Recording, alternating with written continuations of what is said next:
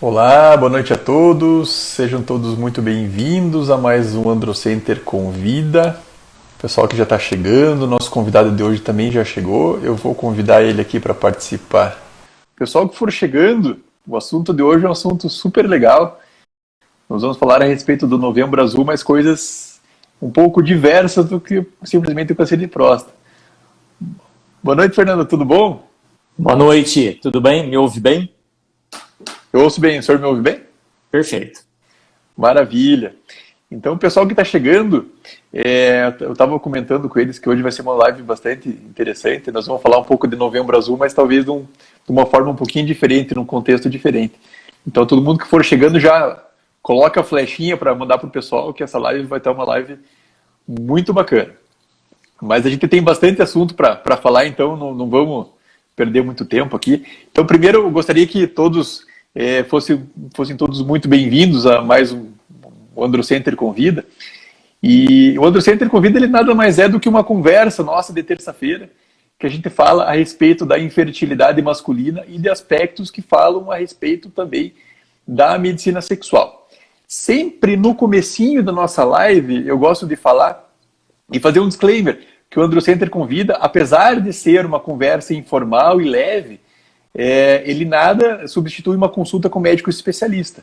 Então a gente tem aqui o objetivo de levar informação, mas se a pessoa tem algum problema, ela deve sim consultar com um médico especialista para resolver o seu problema. E hoje a gente vai contar com a grata presença de um colega lá de São José do Rio Preto, que ele é urologista e também atua no campo da medicina sexual e da andrologia. O nosso convidado, ele tem uma formação acadêmica muito extensa. Ele é doutor em urologia pela Faculdade de Medicina de São José do Rio Preto, é pós-doutor em medicina sexual pela Johns Hopkins University, lá de Baltimore, nos Estados Unidos, e ele é o atual presidente da Sociedade Latino-Americana de Medicina Sexual, que é a SLAMS, além de ser o atual chefe do Departamento de Andrologia da Sociedade Brasileira de Urologia, Dr. Fernando Fácio. Seja muito bem-vindo, Dr. Fernando. É uma grande honra poder contar com a presença do senhor na noite de hoje. E eu queria que o senhor, para aquelas pessoas que ainda não conhecem o senhor, falasse um pouquinho do senhor e também da atuação do Departamento de Andrologia da Sociedade Brasileira de Urologia. Obrigado, Gustavo. É uma grande satisfação, é um prazer poder estar aqui e estar junto a você, que tem levado, sem dúvida nenhuma, as possibilidades de conversarmos sobre o alto padrão de medicina, entregando essa mensagem a colegas, aqueles que nos assistem, levando uma capacidade de se ter uma medicina, ou de se poder exercer uma medicina com ética e com grande atuação dentro do nosso campo. Bom, eu, na verdade, eu sou formado em Rio Preto, como você falou, São José do Rio Preto, que é a FAMERP, e depois disso eu fiz aqui na escola o meu mestrado, o meu doutorado. Eu tive a oportunidade, por uma situação extremamente confortável, uma vez eu tive um contato com o Dr. Burnett, e o Dr. Burnett me fez o convite para fazer um pós-doutorado no Johns Hopkins. Eu fui, mas submeti a minha pesquisa ao CNPq, e o CNPq aprovou para que eu ficasse lá 2 anos no Hopkins. Então, para mim foi uma satisfação, depois de 40 anos de idade, poder voltar à bancada para fazer medicina sexual como ciências básicas. Foi, acho que, um grande aprendizado, e isto nos coloca em situação de hoje trabalhar com grande satisfação dentro da medicina sexual. Mas o melhor de tudo é que fazer medicina sexual, existe um grupo que é bem antigo, bem mais antigo do que eu mesmo, que já vem militando há muito tempo. Eu acho que essas pessoas criaram um terreno muito fértil e, melhor do que isso, a gente está assistindo a jovens lideranças, como você, como o Aita, que são pessoas que amanhã vão estar à frente disso tudo. Hoje eu estou à frente do Departamento de Andrologia da Sociedade Brasileira de Urologia. Foi anos difíceis, porque nós assumimos no período da pandemia. Então, toda uma programação que nós tínhamos para se fazer eventos presenciais, fazer novos consentimentos, fazer avaliação e, principalmente, íamos trabalhar muito com terapia de reposição de testosterona, íamos fazer, inclusive, um consenso para isso, nós não pudemos nos reunir. Mas a gente trabalhou, a gente melhorou os consentimentos informados da sociedade, trabalhamos nas lives, trabalhamos no Urologia em Casa. Eu acho que a Sociedade Brasileira de Urologia aprendeu com tudo isso e entregou para o seu associado, eu acredito que educação continuada de alto padrão. E você, inclusive, participou de várias delas, tá?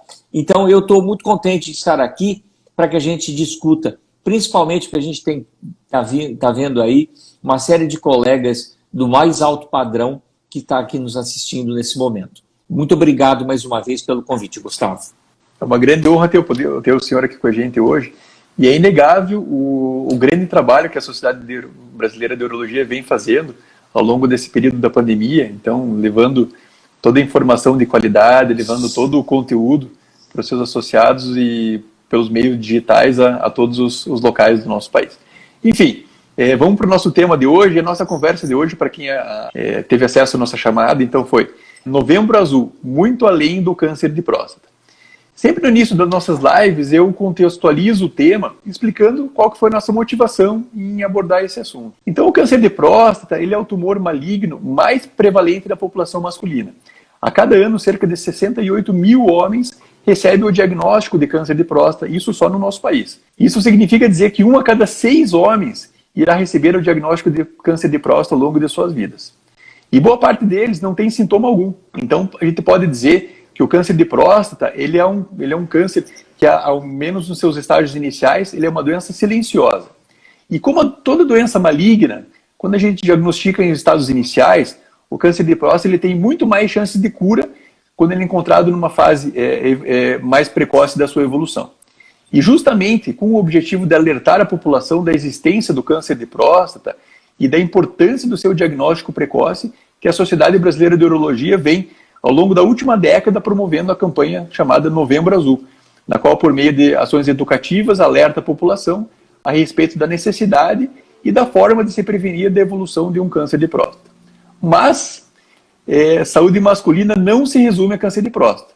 O Novembro Azul, ano após ano, ele vem ganhando também uma outra conotação. Em Novembro Azul, a Sociedade Brasileira de Urologia, ela vem cada vez mais tentando também informar a população a respeito das outras condições que são importantes para a saúde masculina.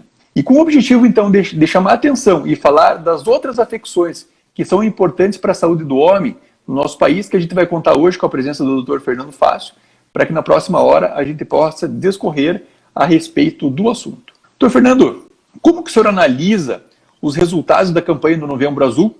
Os homens eles estão realmente aderindo mais à medicina preventiva pelo receio do câncer de próstata? Qual que é a análise que o senhor faz a respeito desse assunto? Eu acredito, viu, Gustavo, que há 10 anos as coisas vêm mudando muito. Nós tínhamos uma dificuldade muito grande de trazer o homem para o consultório do urologista. As campanhas foram lançadas até que um dia alguém teve a brilhante ideia de trabalhar junto às mulheres, principalmente porque elas são verdadeiramente cuidadoras da saúde. Enquanto elas fazem prevenção de toda a saúde feminina, o homem faz tratamento. Isso é um primeiro ponto. Devemos lembrar que os homens morrem 6 a 7 anos antes do que as mulheres.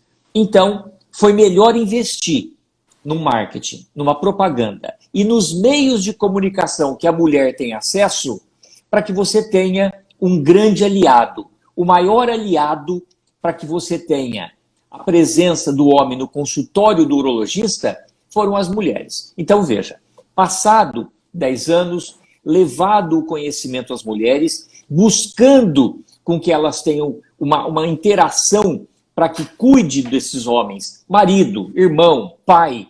Isto eu acho que teve um impacto muito bom. Eu acredito que hoje o Novembro Azul, que foi um dos pioneiros do Pintar um Mês para fazer uma conscientização de um tratamento extremamente sério, eu acho que nós tivemos uma importância muito grande da ajuda das mulheres. Hoje está muito melhor. Hoje é dia 30, hoje é o último dia do mês de novembro. E eu confesso a você que eu tive hoje uma série de pacientes que vieram ao consultório dizendo: doutor, ainda bem que eu consegui vir no último dia do novembro, mas eu vim fazer a minha avaliação da próstata. Eu acho que os homens estão mais fazendo a sua tarefa e permitindo se tratar. O homem, ele é dado, principalmente pelo Ministério da Saúde, que ele é muito vulnerável, ele não se permite ficar doente. Mas o homem, ele com estas posturas, ele fica vulnerável. E a gente sabe que o câncer de próstata, pelos dados estatísticos que você mostrou, é uma realidade muito importante que o diagnóstico seja feito de uma forma inicial. Por isso, eu acredito que nós estamos colhendo frutos bons. A gente tem melhorado a presença do homem em busca de se cuidar.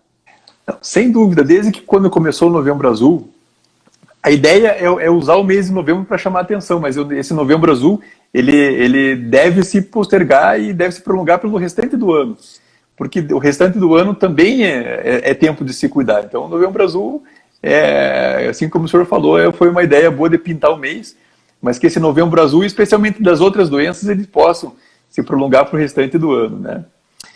Eu queria lembrar uma coisa, eu queria lembrar uma situação, Gustavo, que nós tivemos um Novembro Azul, tanto este como do ano passado, no meio de uma pandemia, que mudou as nossas vidas.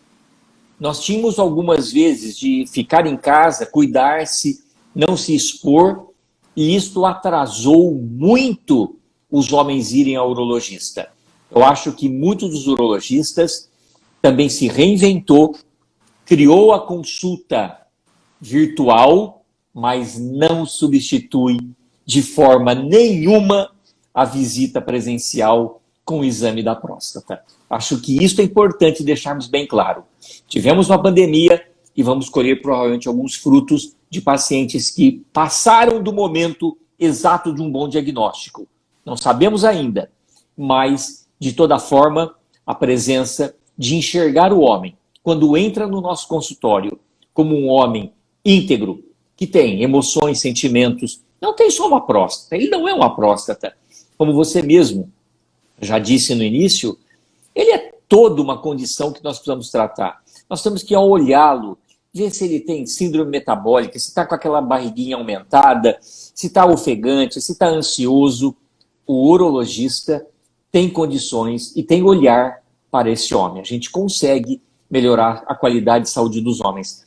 E volto a dizer, eu não sei se eu sou muito otimista, mas eu acho que o homem realmente está assumindo o seu papel. Ele está melhorando. Hoje ele usa filtro solar, hoje ele cuida bem do cabelo, ele cuida bem da pele, ele está tomando um certo cuidado. Nós vamos reverter esse índice de mortalidade. Isso eu acho que é muito legal. É verdade. Nós urologistas não tratamos apenas das doenças da próstata. Somos a especialidade que trata de outros órgãos, como os rins, a bexiga e também dos órgãos genitais masculinos. Os cânceres de rim, bexiga, assim como o câncer da próstata, podem ser os estágios iniciais também não apresentarem sintomas e serem algumas doenças abordadas nesse nosso exame de prevenção das neoplasias? Eu acho que ver o homem como um todo e principalmente rim.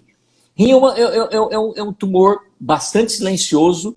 Se nós não tivermos a oportunidade de lançar mão de exames complementares, como basicamente um ultrassom de abdômen ou um ultrassom de rins e vias urinárias, nós vamos ter muita dificuldade de diagnosticar numa fase incidental. Eu não acho que é acidental. É incidental tumores que só vão ter sintomas e já estão num estadio grave quando a gente leva em consideração aquela tríade: massa, hematúria e dor.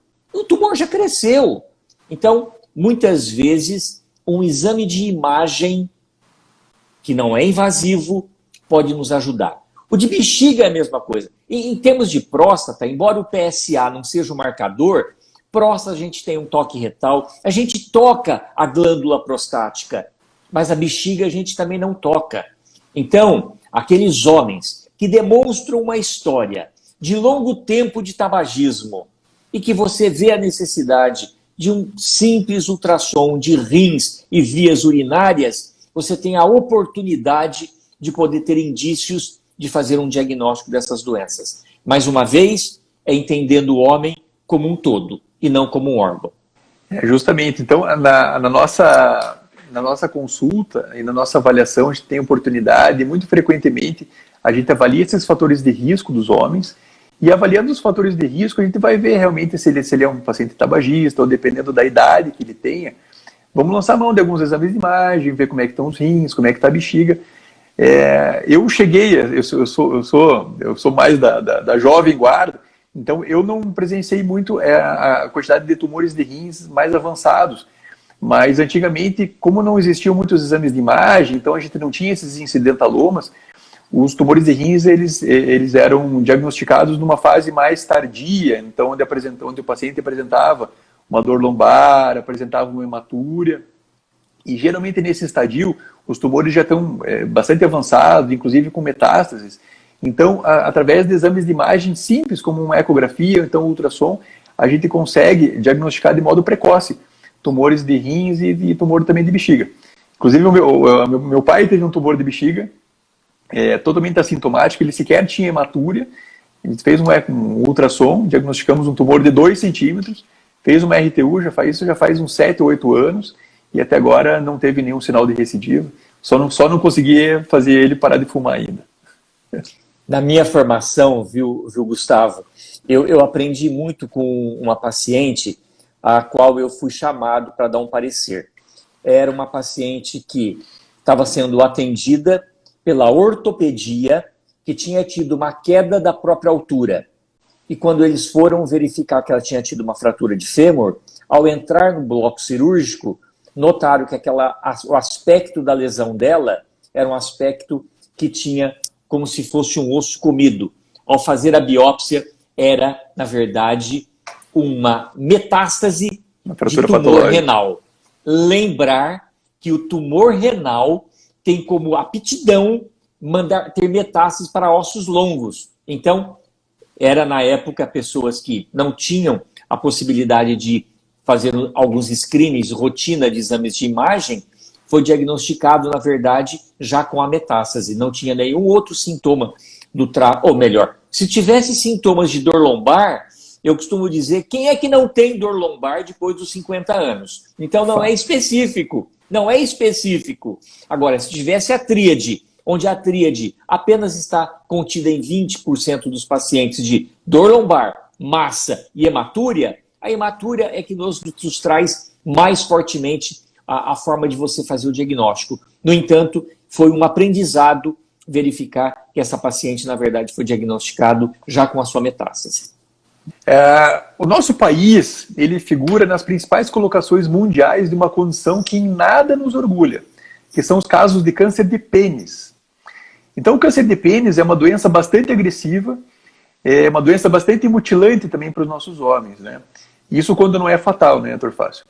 O senhor pode nos falar um pouquinho de como é que são as manifestações iniciais de um câncer de pênis e qual que é a principal medida que previne a ocorrência desse câncer?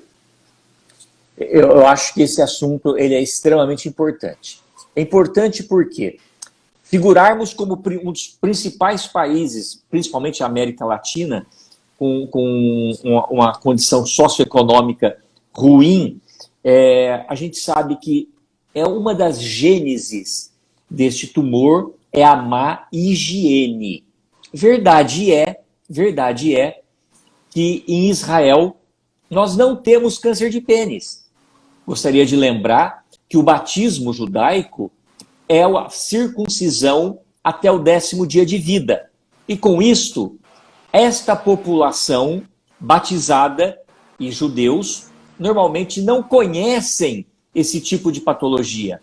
Nós bem sabemos que a má higiene ou, principalmente, a manifestação de lesões alterações de cor na pele do pênis ou mesmo na glande em pacientes com excesso de prepúcio, com má higienização, com atividade sexual desprotegida, são condições propícias para que você mantenha a chance de uma metaplasia, uma modificação celular.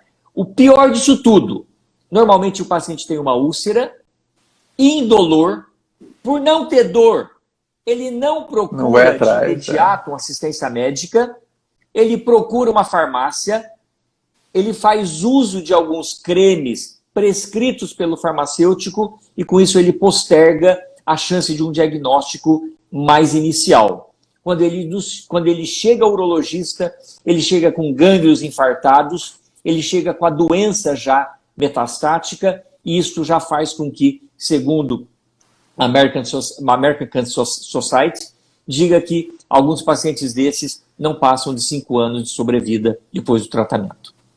E a gente está falando agora um pouquinho a respeito da consulta presencial. O quanto que é fundamental uma consulta presencial nesses casos, né, Dr. Fácil? Então, você poder examinar o paciente, ver se ele tem alguma fimose, ver se ele tem alguma lesão, e mesmo explicar que esse paciente, se ele tiver uma fimose, se ele tiver uma má higiene da região do seu genital, a importância que é a higiene adequada. E mesmo porque, em casos de fimose, às vezes ele pode ter a fimose, que é quando a pele não retrai da glândula, então ele não consegue sequer saber que ele tem um tumor. Então a importância desse paciente é conseguir fazer a higiene, conseguir fazer uma adequada exposição da sua glândula para poder fazer um diagnóstico precoce, e muito mais do que um diagnóstico precoce, é evitar essa doença, fazer uma verdadeira profilaxia quanto ao tumor de pênis, né?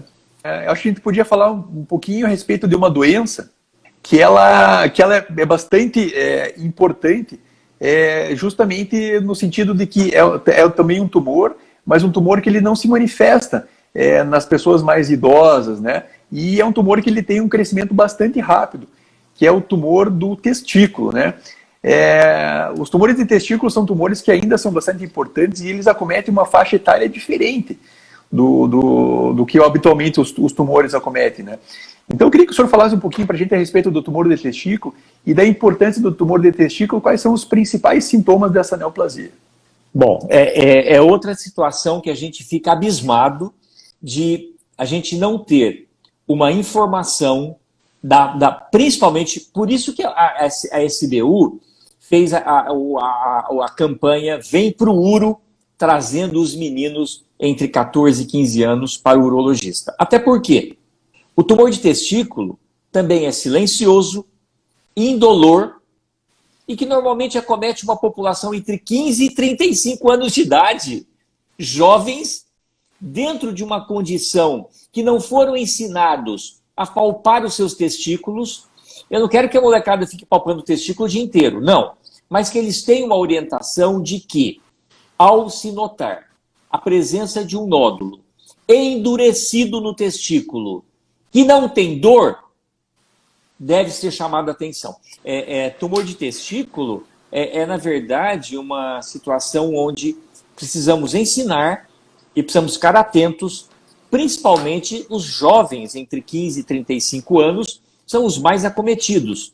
E não são orientados em momento nenhum na escola a respeito de fazer avaliação dos seus testículos. São nódulos endurecidos, indolores, não tem dor. Mas as pessoas têm que tomar atenção para com isto.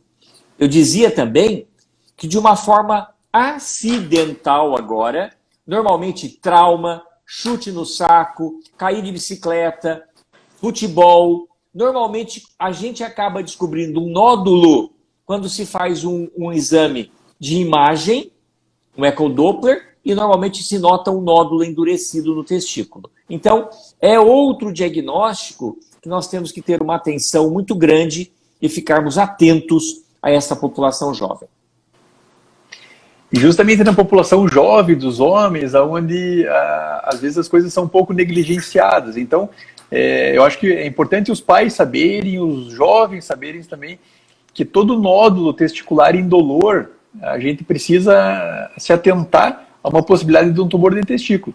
Então, nesses casos, o jovem ele deve procurar o urologista, nem que seja para afastar que não seja um tumor, porque é muito melhor a gente examinar não ser um tumor do que a gente deixar um tumor passar, né? Então, todo nódulo testicular indolor precisa de uma avaliação imediata do urologista, mesmo porque o tumor de testículo é um dos tumores que mais rapidamente cresce. Então, existem alguns tipos de tumores não seminomatosos que eles conseguem dobrar em até 10 dias. Então, são tumores que têm uma parte metabólica bastante rápida, bastante importante. Então, isso precisa e demanda de uma atenção bastante cuidadosa. E já que a gente está falando em testículo também, doutor Fácil, a gente podia falar um pouquinho de uma outra importante doença que é causa de perda de testículos numa quantidade relativamente grande de adolescentes e adultos jovens, que é a torção de testículo. E é incrível a gente saber que existem algumas pessoas que sequer sabem que o testículo pode torcer, e muito menos sabem o que a gente tem que fazer nesses casos, né? Eu acho que a gente pode aproveitar um pouco de tempo para falar um pouco a respeito da torção de testículo. Quais são os principais sintomas, o que os jovens e os pais dos jovens podem fazer nesses casos? Isso. A torção de testículo, né? O que é importante é dar atenção à dor súbita.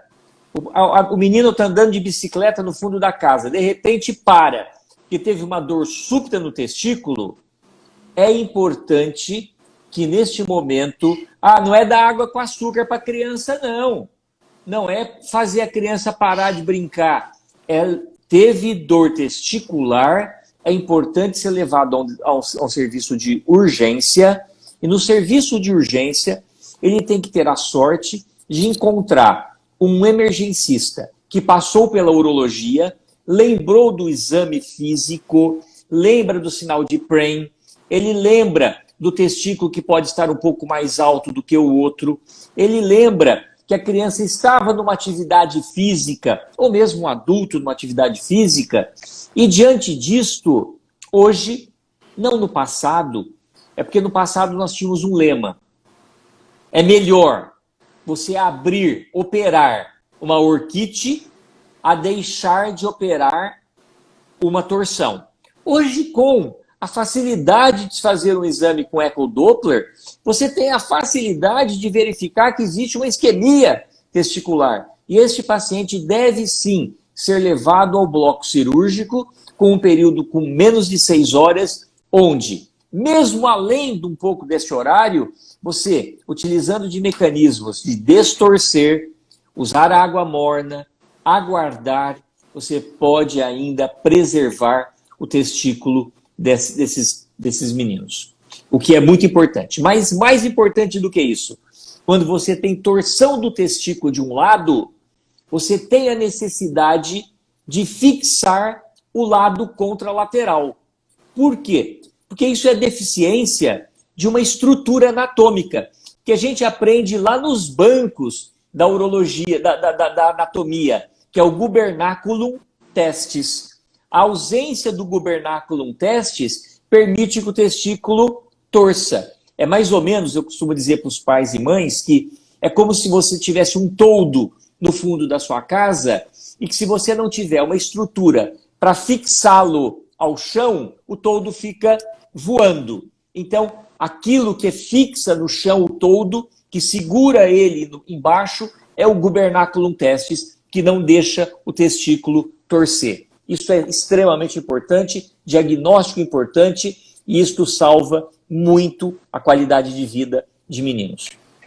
E mesmo diante de uma torção um pouco mais tardia, é bastante interessante e bastante importante que o urologista seja procurado, porque isso que é justamente o que o doutor Fernando falou, quando a gente está diante de uma torção de um lado, a gente fixa o outro lado. E o homem, via de regra, ele consegue ter uma boa produção hormonal e até uma boa produção seminal apenas com um testículo. O que acontece, e eu já vi acontecer aqui no sistema público do Paraná, inclusive um dia que eu estava de plantão lá no Hospital de Clínicas, chegou um menino de 13 anos de idade, com uma história de dor testicular há mais ou menos uns 2 ou 3 dias. Antes de fazer a ecografia, eu fui lá, examinei e falei, realmente é uma torção, a gente vai precisar operar. E aí eu fui examinar o outro lado. E para minha surpresa, o outro lado era um testículo atrófico. E aí eu perguntei, o que aconteceu com o outro lado? Doutor, esse mesmo problema que ele está tendo agora, ele teve há 2 anos atrás do outro lado. E aí o que aconteceu? Por isso... Pois é, e a gente levou para o bloco cirúrgico, a gente tentou recuperar o testículo ele tinha sinais francos de isquemia, de inviabilidade.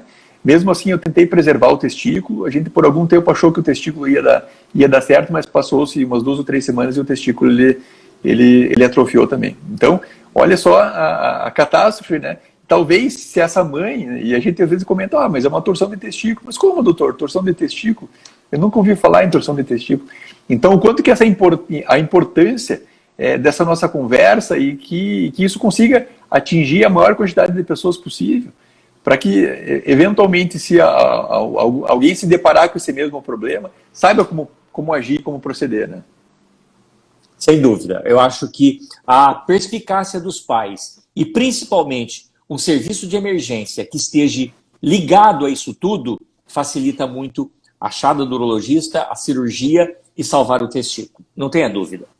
Bom, nos últimos anos, nós urologistas estamos empenhando nossos esforços em nos tornar o médico do homem, né? Assim como o ginecologista é o médico da mulher, a gente está cada vez mais tentando se tornar o médico do homem.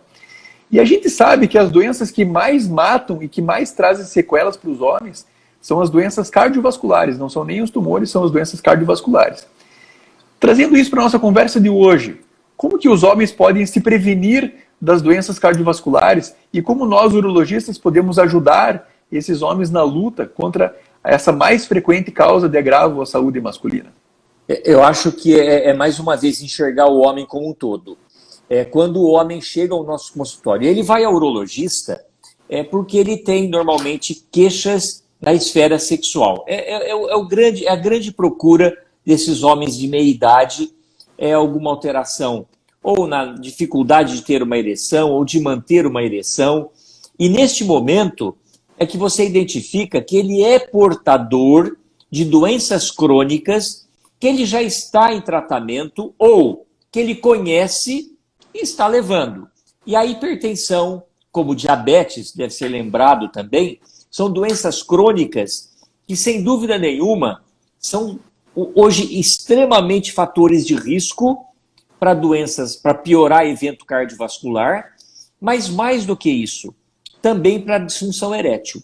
Então, hoje é sabido que a disfunção erétil ela é marcadora de doença cardiovascular. Então, veja, um homem que chega ao consultório se queixando de disfunção erétil e você identifica que ele tem hipertensão, que ele faz uso de antihipertensivo, que ele está sobrepeso, que ele está sedentário, este paciente, costumo dizer, é um paciente inflamado e uma bomba atômica andando na nossa frente. Ele precisa de cuidados, ele precisa de orientação, ele não precisa ser chamado a atenção, ele tem que ser colocado em situação onde ele entenda que a vida dele deve ser preservada e ele precisa entender que ele precisa se tratar. E quando você faz com que ele modifique, que ele melhore o controle de hipertensão, diabetes, ele normalmente tem um ganho, que é a melhora da função erétil. Eu acho que uma coisa leva a outra e isso traz o paciente e fideliza o paciente ao urologista. Então, muito mais do que uma pessoa e um homem com disfunção erétil na nossa frente, a gente tem que tratar a pessoa. E boa parte das vezes, essa disfunção erétil, quando ela tem as características orgânicas, ela é o primeiro sinal de uma doença cardiovascular, de uma doença aterosclerótica em progressão. Isso porque a artéria peniana é uma das artérias mais finas do nosso corpo.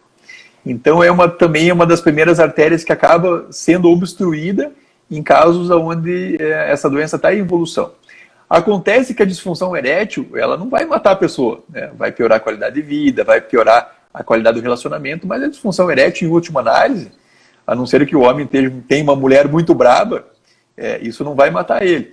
Agora, entretanto, se essa doença tiver uma progressão para o entupimento de uma artéria cerebral, de uma artéria coronariana, isso sim vai levar a uma isquemia, vai levar a um infarto, vai levar a um acidente vascular encefálico, e isso sim pode levar o paciente ao óbito.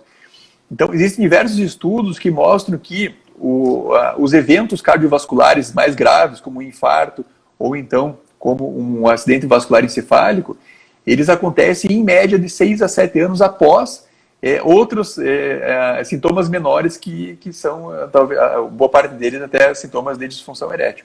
Então a gente tem que ter muito cuidado com esses pacientes, que eles podem, assim como o Dr. Fácio falou, eles podem ser bombas relógio na nossa frente.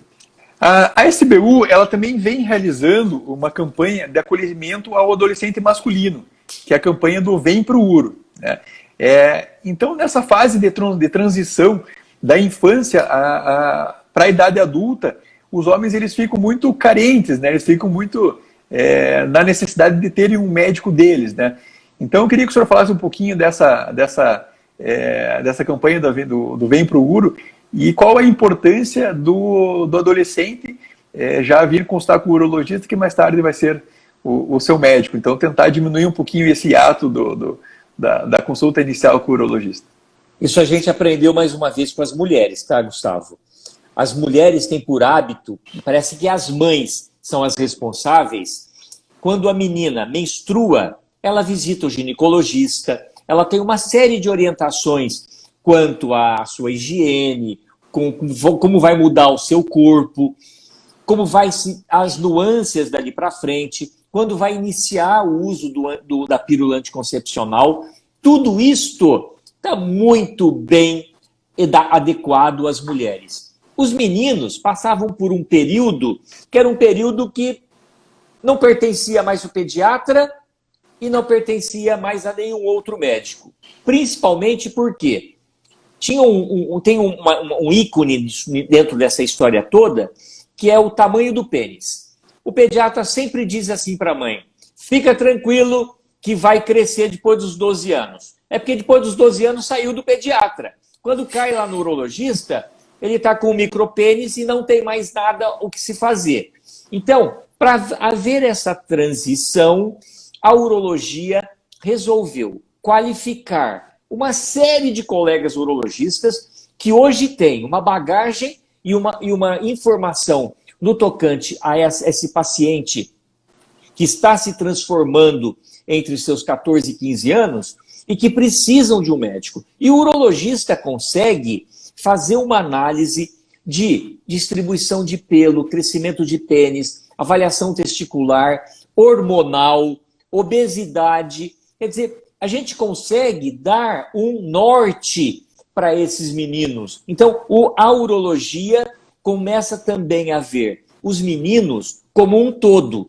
Orientar a fertilização, orientar sobre doenças, hoje que é IST, as infecções sexualmente transmissíveis, a orientação para fazer o uso da vacina do HPV. Quer dizer, hoje cabe ao urologista uma gama de informações que vão impactar, sem dúvida nenhuma, na vida desses meninos. Esses meninos são muito inteligentes. Essa nova geração é uma geração muito linkada a uma série de mecanismos eletrônicos e uma grande diversidade, mas ainda eles precisam de acolhimento. E este acolhimento, eu tenho certeza absoluta que o urologista tem a capacidade de poder acolher muito bem essas crianças, e a gente vai ter jovens e adultos no futuro muito melhores, mas muito melhores. Então o adolescente ele precisa entender que nós urologistas somos talvez o porto seguro dele. Quando ele tem alguma dúvida, quando ele tem algum questionamento, ele precisa saber a quem perguntar. Por quê? Porque boa parte das vezes o adolescente, quando vai querer saber alguma coisa a respeito da educação sexual, vai procurar um filme pornográfico. A gente sabe que os filmes pornográficos eles são péssimos professores de sexualidade, né? Boa parte das vezes, às vezes, ele vai perguntar para um amigo, para um colega, que às vezes sabe menos ainda que ele. Então ele precisa saber a quem recorrer. E nós, urologistas, acho que cada vez mais a gente nós temos nos colocado nesse local. A Karen Dantas está perguntando qual é o tempo certo de levar um menino ao urologista. Eu acho que é muito importante, Gustavo, a gente responder isso. Por quê? Eu acho que quando a mãe, e mais do que a mãe, quando a avó nota, primeiro, que uma criança está com um pênis que não está desenvolvendo, e mais do que isso, a ausência de testículo em bolsa de algumas crianças. Quem mais dá banho na criança é a avó, e isso é importante que a gente tenha essa informação. Então, notou qualquer alteração anatômica, a criança tem que visitar o urologista.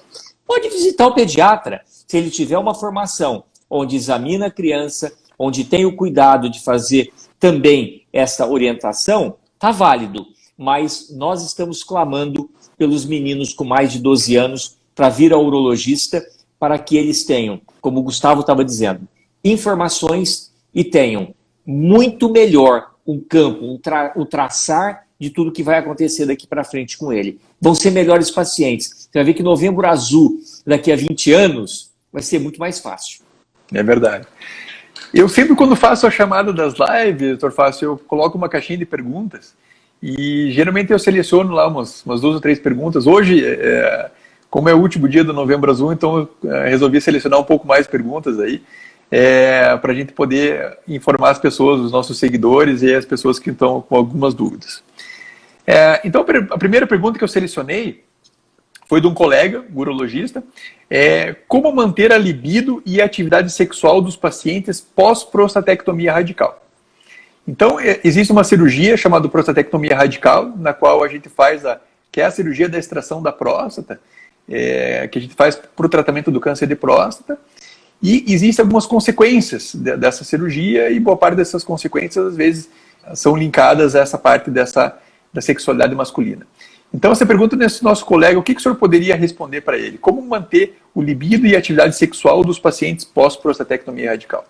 Na verdade, o paciente que ele é submetido a uma prostatectomia radical, ele sofre um primeiro problema. Porque eu tenho câncer. Aí ele vive o luto de por que ele teve câncer. Aí ele enfrenta uma cirurgia que, sem dúvida nenhuma, é uma grande cirurgia. Passado a cirurgia, o paciente sofre com as sequelas da cirurgia. 86% dos homens operados, seja por qualquer uma das formas, robótica, aberta ou videolaparoscópica, podem desenvolver algum grau de disfunção erétil. Não vão ter a mesma ereção que tinham antes da cirurgia. Esta é uma realidade. O grande problema é que o libido, na maior parte das vezes, fica preservado. O homem continua, depois que ele passou do luto do câncer, ele quer retomar tudo aquilo que ele tinha. Ele quer reabilitar. E é o que a gente propõe para ele, é reabilitar as coisas.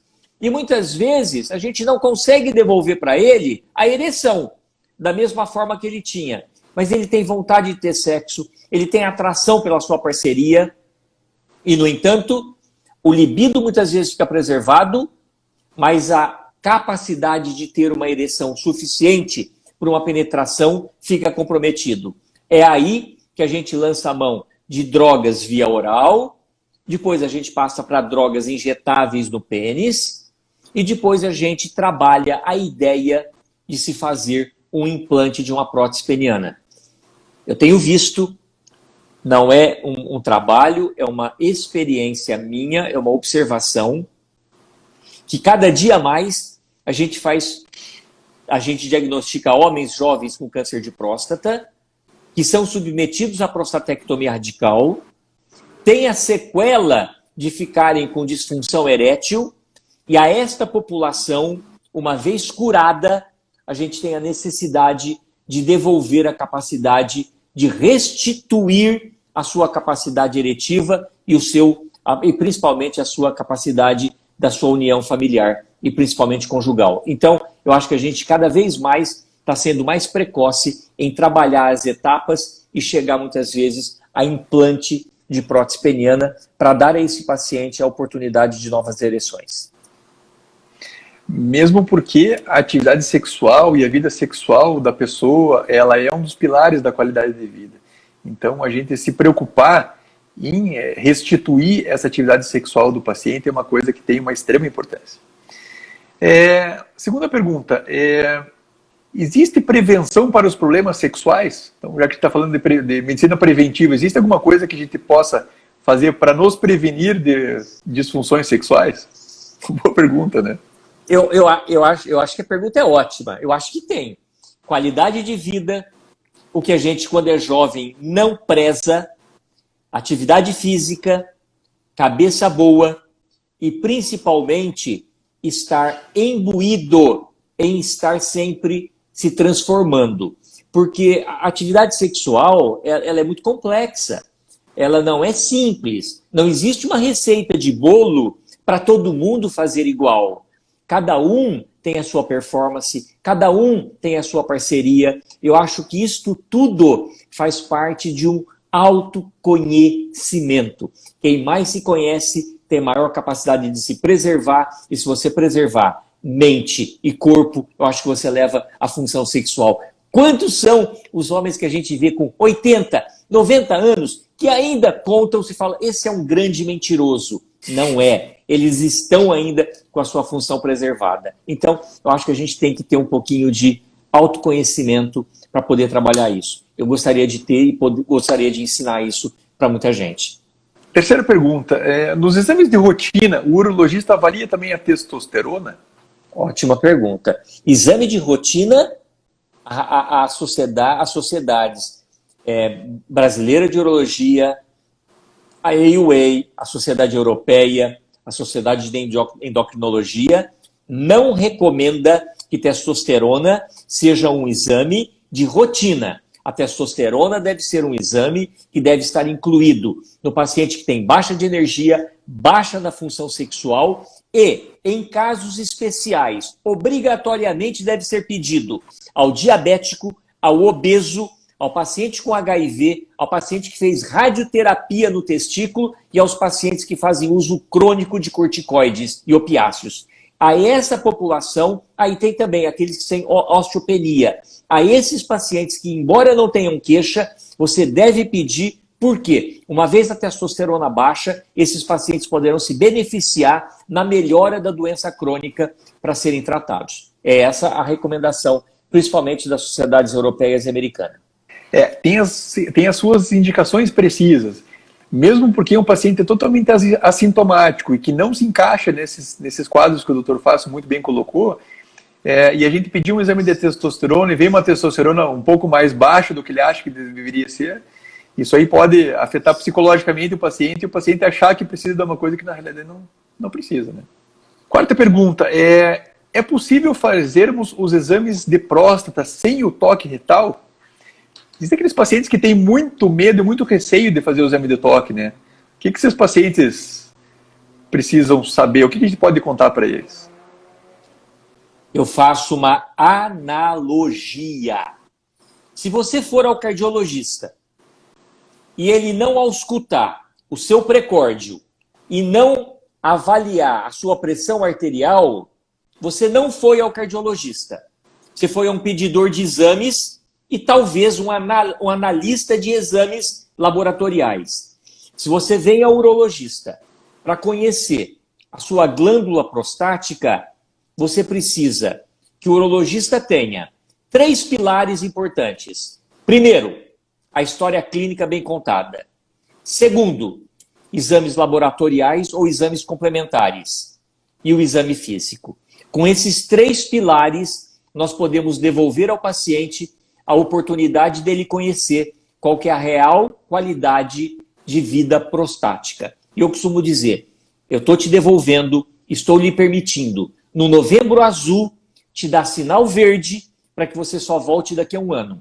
Essa é a minha frase. É bem interessante, é legal de saber como é que é a atitude do senhor.